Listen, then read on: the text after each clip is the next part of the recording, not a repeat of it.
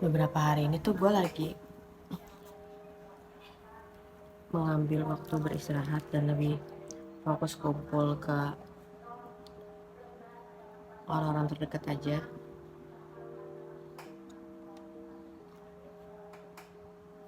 Tapi lo tau gak sih kalau di ketika lo udah makin dewasa tuh memang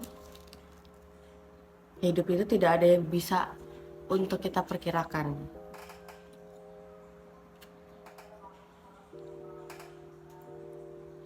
Yang kita rencanain, yang kita siapin gak jadi-jadi. Yang kita gak sangka malah terjadi. Yang kita jaga malah bisa hilang. Yang justru kita gak terlalu jaga tetap ada.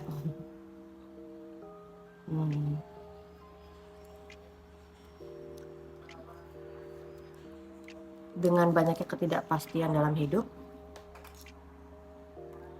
gue belajar untuk menerimanya. Kalau memang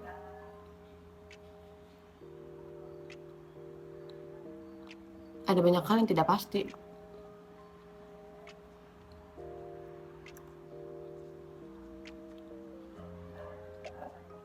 Omongan orang, hari ini dia ngomong A, besok dia ngomong B, besok lagi dia ngomongnya Z gitu kan.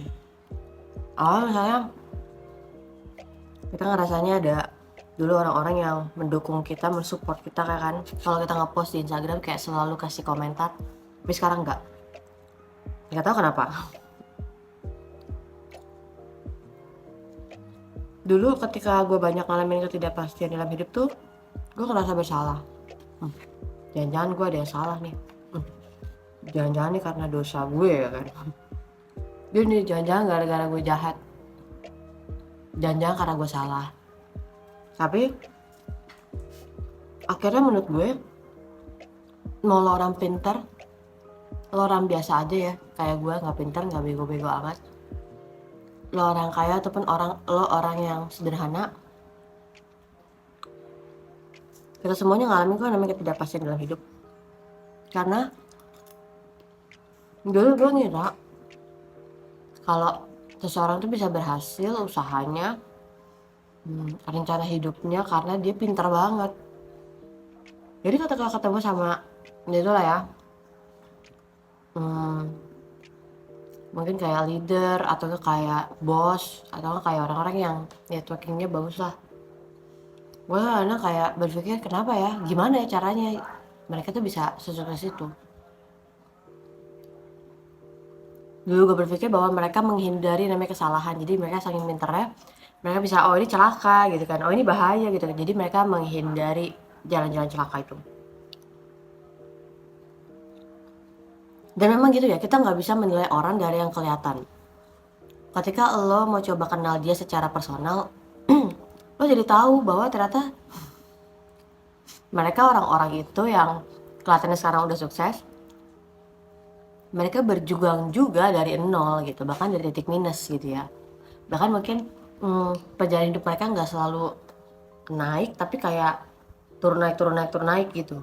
Turun naik ini maksudnya bukannya secara emosinya ya atau secara apanya ya, tapi maksudnya turun naik tuh karena memang ya kehidupan tuh nggak bisa untuk direka-reka gitu. Maksudnya hari ini kita ngerasa semuanya lengkap, tiba-tiba kita ngerasa kehilangan dalam sekejap gitu ya. Hari ini kita ngerasa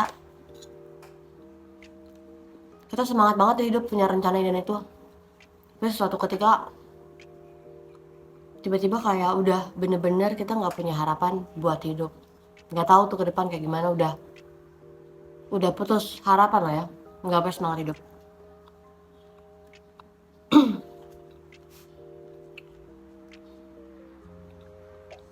Nah ketika gue tanya sama mereka, ngobrol gitu ya,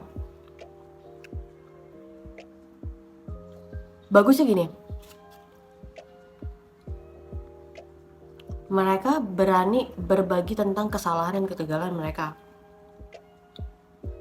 Karena belum tentu semua orang mau dan bisa untuk menceritakan kesalahan dan kegagalannya gitu kan, kayak aduh nanti kalau orang anggap gue apa gitu. Tapi menurut gue orang-orang yang maju, orang-orang yang berhasil di sini tuh maksudnya tolak ukurnya bukan uang gitu ya. Maksudnya tolak ukurnya adalah lo tahu apa yang lo mau kerjakan dan lo lakukan itu gitu. Sesimpel itu. Nah jadi ketika gue mendengar orang-orang itu mau cerita kesalahan kegagalan, gue belajar dari mereka.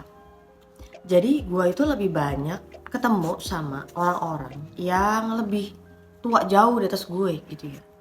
Dan beberapa kali dapat kesempatan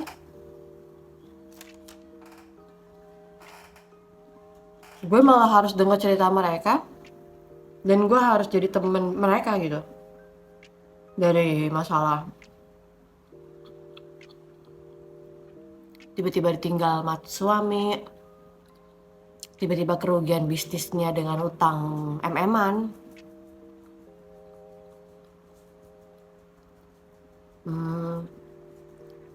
masalah di rumah tangga.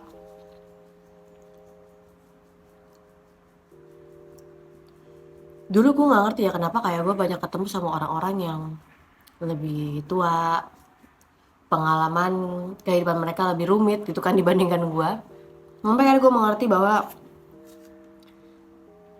yang gue lihat itu bisa gue pelajarin. Maksudnya kesalahan dan kegagalan orang lain itu membuat gue belajar sebagai orang yang memperhatikan, yang melihat itu. Gue nggak perlu jatuh kayak mereka, gue nggak perlu bodoh kayak mereka di masa lalu gitu. Tapi menurut gue itu membantu banget bahwa ada orang-orang yang terlebih dahulu belajar bagaimana jatuh dan bangkit, dan gue belajar dari hal itu kepada mereka. Misalnya gue akhirnya jatuh gitu, gue tahu gue harus bangkit seperti apa. Jadi menurut gue kayaknya tepat deh kalau kita bisa seimbang ketika kita berbagi makna kehidupan. Ya lo bisa cerita tentang suksesnya lo, keberhasilan lo, tapi lo jangan lupakan lo bisa ceritain yang namanya kegagalan, kesalahan lo gitu. Kenapa? Itu bisa bantu orang-orang lain yang gak punya pengalaman untuk mereka tidak jatuh di hal yang sama gitu. Mungkin teman-teman semuanya ada yang masalahnya misalnya di pinjol, di judul gitu kan, di online. Ada teman-teman semuanya yang masalahnya di pertemanan, di rumah tangga. Coba deh lo berbagi sama orang-orang sekitar lo, sehingga mereka bisa dapetin perspektif yang baru.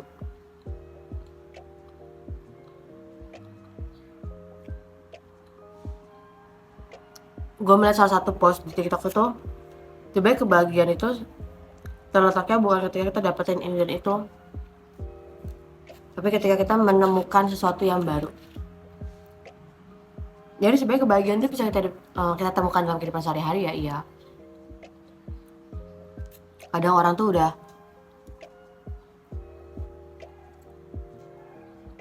mematokkan kalau kebahagiaan tuh ketika lo punya 2M di usia 21 gitu ya. Nah sebenarnya kebahagiaan tuh lebih daripada itulah.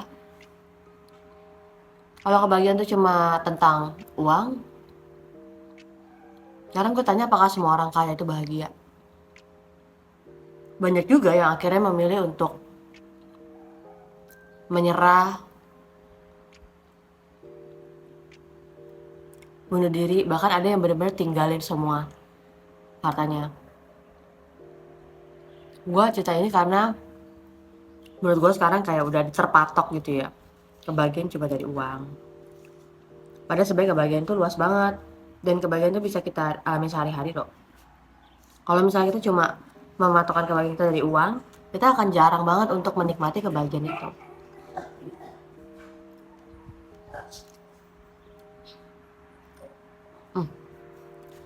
Jadi ini rumahnya ada anjingnya terbang kemana-mana ini bulunya.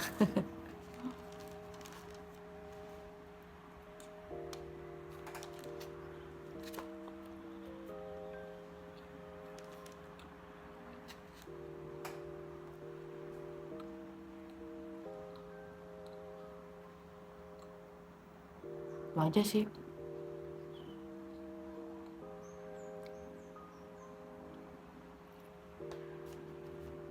Gua juga belajar nggak mau mematokkan kebahagiaan pada satu hal aja gitu. Maksudnya gue nggak mau untuk membatasi kebahagiaan gue tuh cuma dari ini dan ini gitu. Karena sebenarnya kebahagiaan itu bisa diberikan dalam bentuk apa aja. Dan sebenarnya kebahagiaan sendiri tuh gue percaya datangnya dari Tuhan ya. Karena gue percayanya kenikmatan tuh datangnya sebenarnya dari Tuhan. Karena ada banyak orang yang berusaha bekerja nggak bisa menikmati gitu kan. Kalau kita bisa menikmati dari hasil pekerjaan tangan kita, menurut gue itu berkat Tuhan sih.